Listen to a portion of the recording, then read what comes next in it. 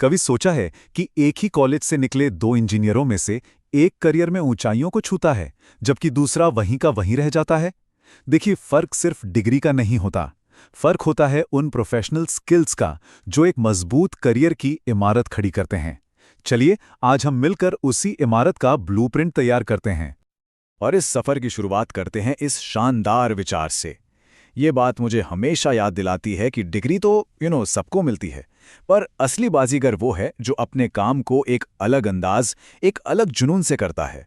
मतलब ये सब नजरिए का ही तो खेल है। तो आज की हमारी चर्चा बिल्कुल एक इमारत की तरह ही 4 हिस्सों में बटी है। हम शुरुआत करेंगे नींव से, जो है नैतिकता।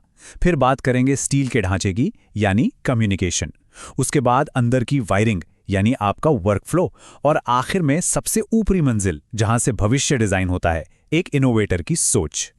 ठीक है, तो सबसे पहले बात करते हैं नींव की।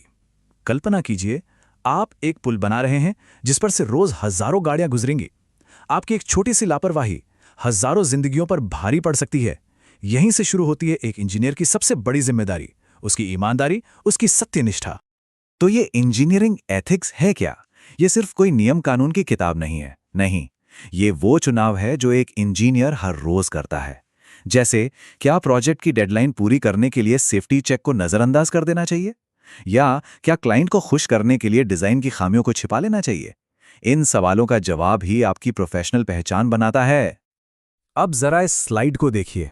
यहां 2 रास्ते साफ दिख रहे हैं। एक रास्ता है सही मटेरियल इस्तेमाल करके एक मजबूत पुल बनाने का, जो पीढ़ियों तक कायम रहे।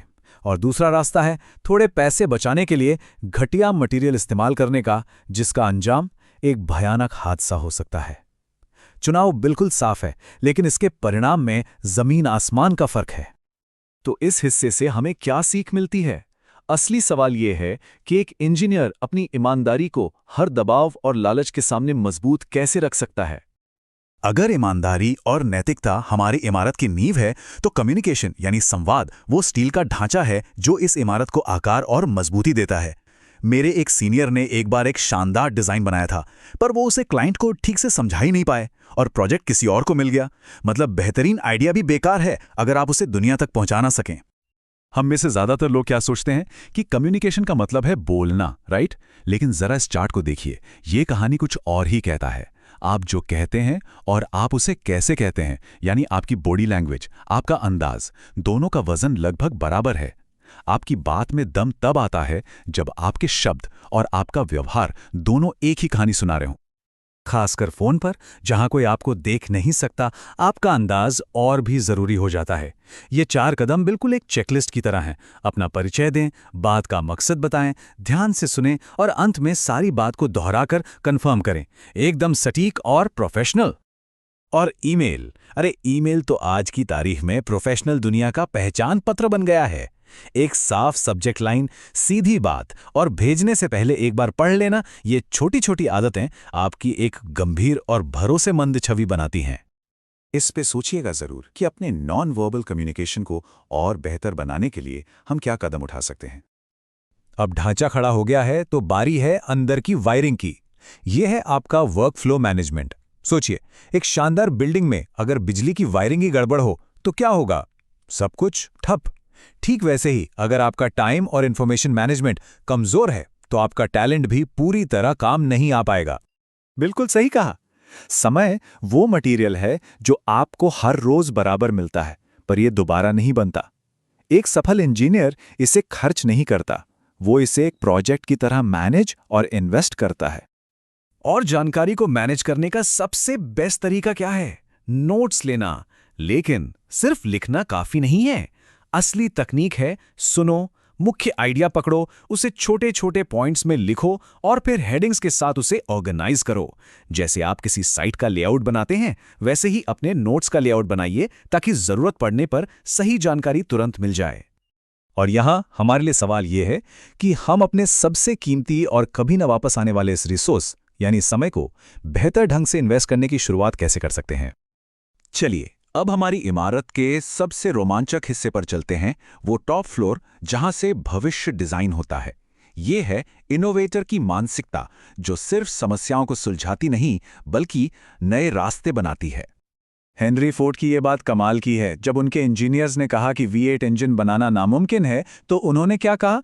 मुझे नामुमकिन शब्द सुनने वाले लोग नहीं चाहिए। वो जानते थे कि असली इनोवेशन वहीं से शुरू होता है जहां किताबी ज्ञान खत्म होता है और कल्पना शुरू होती है। और ये भौरे वाली बात कमाल है ना। साइंस कहता है कि इसके पंख इसके शरीर के हिसाब से बहुत छोटे हैं, ये उड़ नहीं सकता। पर भौरे को ये बात पता नहीं, इसलिए वो उड़ता रहता है। कई बार सबसे बड़ी रुकावट हमारे दिमाग में होती है, हकीकत में नहीं। तो ये नामुमकिन को मुमकिन बनाने का कॉन्फिडेंस आता कहाँ से है? तैयारी से। और तैयारी के लिए ये हैं 7 P's।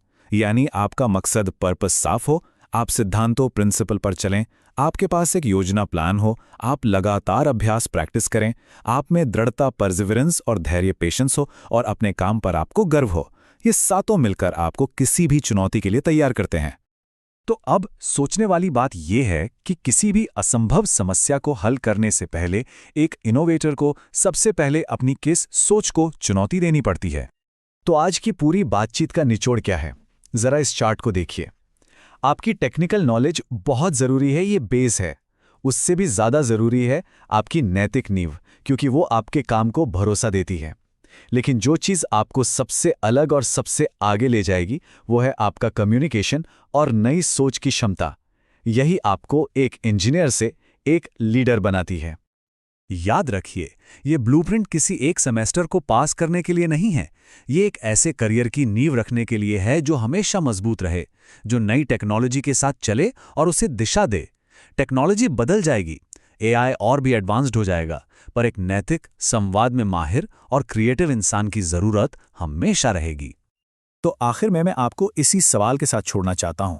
ये आपका ब्लूप्रिंट है, आपके स्किल्स, आपके औजार हैं। अब सवाल ये है कि आप अपने ब्लूप्रिंट से क्या बनाने जा रहे हैं? कौन सी नई इमारत खड़ी करेंगे?